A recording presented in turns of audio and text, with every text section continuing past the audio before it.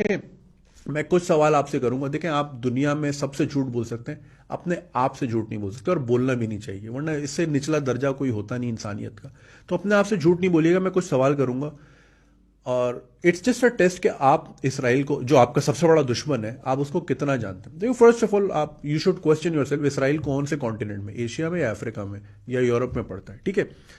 दूसरा ये कि इसराइल के कोई 3 शहरों के नाम बताते हैं, वो तो हमारे हर शहर से वाकिफ हैं, ठीक है। हमें उनके कितने शहर पता है, टेल अवीव, जेरूसलम, तीसरा बता दें।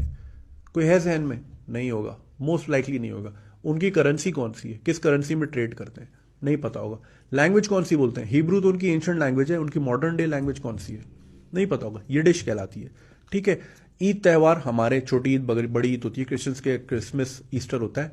यहूदियों के त्यौहार क्यों, कौन से होते हैं, कब होते हैं और क्यों होते हैं। हनुका क्या है, रोश हशाना क्या होता है, शबात क्या होता है, ठीक है। सर पे जो टोपी पहनते हैं उसको क्या बोलते हैं, क्यों पहनते हैं वो टोपी, यारमकल कहते हैं उसको, ठीक है। वो उनके रैबाइज की लड़ियां लटकी हुई होती हैं, उसकी क्या वजह है, दीवार पे सर क्यों मार रहे होते हैं, पता ही नहीं हमें कुछ, ठीक है।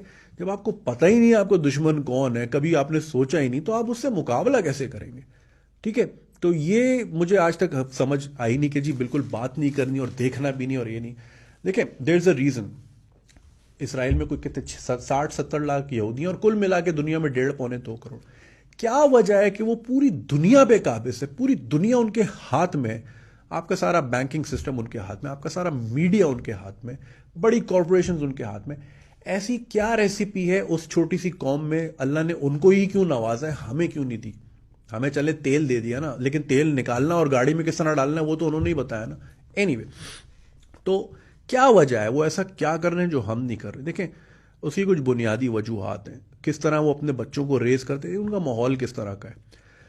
हमारे यहाँ बच्चे किए ही इसलिए जाते हैं कि सास का मुंह बंद हो जाए और शौहर छोड़ के ना भागे, शौहर की टांगे पकड़ के मैं बैठ जाऊँ। जब बच्चा हो जाता है तो अब वो मिट्टी खाए, कूड़ा खाए, नेट पे क्या देख रहा है, भाड़ में जाए। बच्चा हो गया, सास का मुंह बंद है, शौहर इमोशनली ब्लैकमेल हो गया, आप छोड़ के नहीं भाग जाओ।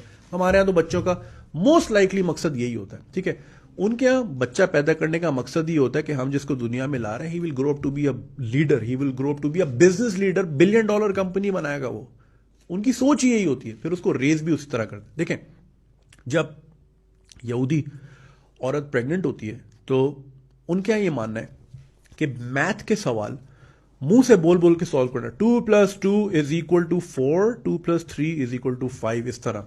इससे बच्चे की नशोनुमा होती है, उसकी स्किल्स डेवलप होती है। थायरोक्सिन से कोई लेना देना, ये डॉक्टर्स वगैरह आपको बेहतर समझा सकेंगे। देखें, वो जिस तरह कहते हैं ना कि प्रेग्नेंट औरत अगर सिगरेट और शराब ज्यादा पिएगी तो देर आर चांसेस कि जो बच्चा पेट में है, he will grow up to be a criminal. तो जब बुरे माहौल के बुरे असरात बच्चे के पेट के अंदर से ही शुरू हो सकते हैं, तो अच्छे माहौल के अच्छे असरात क्यों नहीं हो सकते।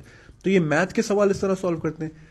म्यूजिक सुनते हैं, अच्छे माहौल में रहते हैं अपने आप को। जिस घर में प्रेग्नेंट औरत होती है वहां शोर शराबा तो दूर की बात, सिगरेट पीना तक अलाउ नहीं होती, क्योंकि भाई सिगरेट से नेगेटिव इफेक्ट्स पड़ते हैं। तो वो अच्छा माहौल देते हैं, अच्छी ग़िज़ाएं खाते हैं, बादाम पिस्ते और ये ड्राई फ्रूट्स वगैरह, फल वगैरह, ये सब। तो बच्चा फिर निकलता भी फिर उसी तरह का स्मार्ट ज़हीन बच्चा। अच्छा, अभी बच्चा अब आ गया जहन में, अब क्या दुनिया में आ गया बच्चा, अब क्या करना है, अब रो रहा है तो मुंह पे आईपैड मार दिया, ये ले बेबी शार्क देख, ये देख। ये नहीं होता वहां, ठीक है। वहां बच्चों को बचपन से आर्चरी, जो तीर अंदाजी है, वो सिखाई जाती है, उस पर बहुत ध्यान दिया जाता है। क्योंकि जब बच्चा तीर अंदाजी में, आपको चाहिए था फोकस और कंसंट्रेशन, तो जब आपकी बचपन से ही प्रैक्टिस फोकस और कंसंट्रेशन की होती है, फिर दुनिया के हर मामले में, हर डिसीजन में आपका फोकस और कंसंट्रेशन इतनी शार्प होगी कि आप गलत डिसीजन ले ही नहीं सकते, ठीक है। ये करते हैं। हमारे नबी ने कहा है कि अपने बच्चों को 3 चीजें जरूर सिखाओ, स्विमिंग, आर्चरी, तीरंदाजी होगी, घोड़सवारी। तो हमारे नबी ने ही कही है, मगर जिन्होंने उठा ली उन्होंने उससे फायदा उठाया। हमने अपने दीन से क्या उठाया, 4 शादियां कर लो, औरत का हिस्सा कम है जायदाद में, खल्ली वल्ली करो उसको, हल्का फुल्का पिटाई कर दो। हमने ये चीजें उठाई, कन्वीनियंट। जिन्होंने अच्छी चीजें उठाई वो कामयाब है, ठीक है। स्मार्ट बच्चे उनके यहाँ पैदा होते हैं। आप देखें, देयर इज अ रीजन, दुनिया की बड़ी बड़ी कंपनी के रिसर्च सेंटर्स इस वक्त इसराइल में मौजूद हैं, जिसमें आपका अमेजॉन हो गया, फेसबुक हो गया, गूगल हो गया, एप्पल हो गया, अली बाबा हो गया, एचपी हो गया। अब आप बोलोगे जी ये तो यहूदियों की कंपनी है तभी वहां है। अबे भाई, कुछ तो हो रहा है तभी वहां मौजूद है ना। इस वक्त आप मुझे एक यहूदी वेबसाइट पे एक यहूदी फोन से देख रहे हो, कोई तो वजह है ना कि और भी कौमें बसती हैं, लेकिन उनकी प्रोडक्ट क्यों यूज कर रहे हो। कुछ तो होगा ना यार, सोचो इस पे, ठीक है। हर बड़ी कंपनी के वहाँ, क्योंकि बहुत बड़े रिसर्च सेंटर है, बेहतरीन दिमाग वहाँ पैदा होता है। साइबर सिक्योरिटी, आप किसी भी पढ़े लिखे आदमी से पूछे वो आपको यही बताएगा कि अगली जंग होगी ही कंप्यूटर पे। ये मिसाइल जहाज पुराने, ये छोटे मुल्क लड़ते हैं इन चीज़ों से, असल जंग होगी ही कंप्यूटर पे। साइबर वॉरफेयर, दुनिया की सबसे नंबर 1 साइबर सिक्योरिटी जो है वो इसराइल के पास है। क्या वजह है उसके बाद?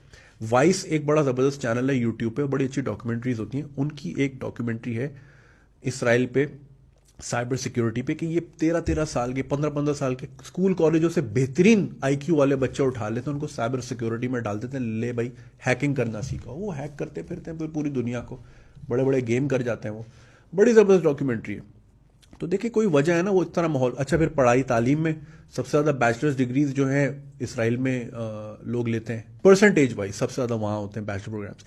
हमारे यहाँ तालीम क्यों ली जाती है कि भाई अच्छी नौकरी मिलेगी और फिर अच्छी शादी होगी और फिर बच्चों को फिर बहरिया टाउन में प्लॉट होगा, फिर इंशाल्लाह किसी कब्रिस्तान में फौत। हमारी तो ज़िंदगी का मकसद ही छोड़ना है ना, उनका ज़िंदगी का मकसद ही बड़ा होता है कि भाई बिजनेस करना है। नौकरी वोकरी पे वो बिलीव नहीं करते। उनके जो बिजनेस स्कूल्स होते हैं, डिग्री लेने का शर्त ही ये है कि आपने, जैसे हम थीसिस असाइनमेंट जमा कराते हैं ना, वहाँ पे आपको एक बिजनेस करके दिखाना होता है और उसमें $10,000 का प्रॉफिट दिखाना होता है। $10,000 का प्रॉफिट आ गया, इसका मतलब आप बिजनेस करने के काबिल हो, ये लो डिग्री। हमारे यहाँ डिग्री का क्या मैार है? आप मुझे 5 लाख रुपए दो, कौन सी डिग्री चाहिए मैं आपको 1 हफ्ते में बनवा के देता हूँ। हमारे यहाँ तो ये मैार तो है डिग्री का। तालीम का उन्होंने स्टैंडर्ड क्या रखा है, हमने क्या, HEC ने हमारे यहाँ स्कॉलरशिप्स ही बंद कर दी, खल्ली वल्ली कर दी स्कॉलरशिप, अब मिलेंगी नहीं स्कॉलरशिप्स।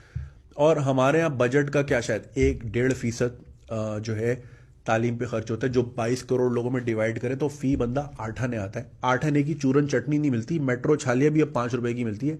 तो 8 आने की जिस मुल्क में तालीम होगी, तो फिर वहाँ जिस किस्म के यहाँ पे बैठे हैं पढ़े लिखे लोग अरबाब इख्तियार में, हर वॉक ऑफ लाइफ में, चाहे वो दीनी हो या सोशल हो, जो हाल है आपके सामने, ठीक है। एक तरफ क्या स्टैंडर्ड है तालीम का कि भाई इतना कमा के लाएगा तो तुझे डिग्री मिलेगी, और यहाँ पे तो ऐसे बंदरों की तरह बांट रहे हैं डिग्रियां, खुलेआम चीटिंग करवाते हैं यहाँ पे। सिंध का तो खैर बहुत ही बुरा हाल है, आपने देखी होंगी स्पाइडरमैन की तरह खिड़कियों पे चढ़े हुए चीटिंग करा रहे होते हैं। वो कहते हैं ना कि वो दौर गए बम मार के कौमें तबाह करना, अब है कि आपने किसी कौम को तबाह करना है, आप उसकी तालीम तबाह कर दो। जब आप उसकी तालीम तबाह करते हो ना, तो उसमें से डॉक्टर निकलते हैं, जिस तरह के जो भी वाकया हुआ है नशवा का, ठीक है, इस तरह के डॉक्टर निकलते हैं। जाली इंजीनियर निकलते हैं जो पुल गिरा देते हैं। आपने देखा हमारे अक्सर पुल गिरते रहते हैं, ठीक है, बिल्डिंगें गिरती रहती हैं। अभी वो जाफर तैयार साइड में इतनी बड़ी बड़ी खड़ी खड़ी बिल्डिंग गिर गई, पूरी लोग मर गए। हमारे तो लोग ऐसे ही मर जाते हैं ना, कोई मसला ही नहीं है। तो जाली डॉक्टर निकलेंगे, जाली इंजीनियर निकलेंगे, जाली वकील निकलेंगे, फिर आपका केस इंसाफ ही नहीं मिलेगा आपको। कौम तबाह है, बिल्कुल तबाह है, ठीक है। तो कहने का मकसद ये है कि भाई इन लोगों से सीखें। मैं ये नहीं कह रहा कि यहूदियों को उठा के गोद में बिठा लें। अच्छा, इनके फिरके कौन से होते हैं ये भी तो बताएं। आशकेनाजी क्या होते हैं? ज़ायनिस्ट तो हमें सबने पता है, आशकेनाजी जूस कौन से होते हैं हमें पता ही नहीं है। जब हमें पता ही नहीं दुश्मन का, तो हम उससे लड़ेंगे क्या? तो अपने आप को एजुकेट करें। ये कह के कबूतर की तरह आंखें बंद कर लेना कि बिल्ली नहीं खाएगी, बिल्ली आप पे फिर भी पंजा मारेगी, ठीक है। तो हमें अपनी आंखें खोलनी है, आसपास देखना है और ये सोचें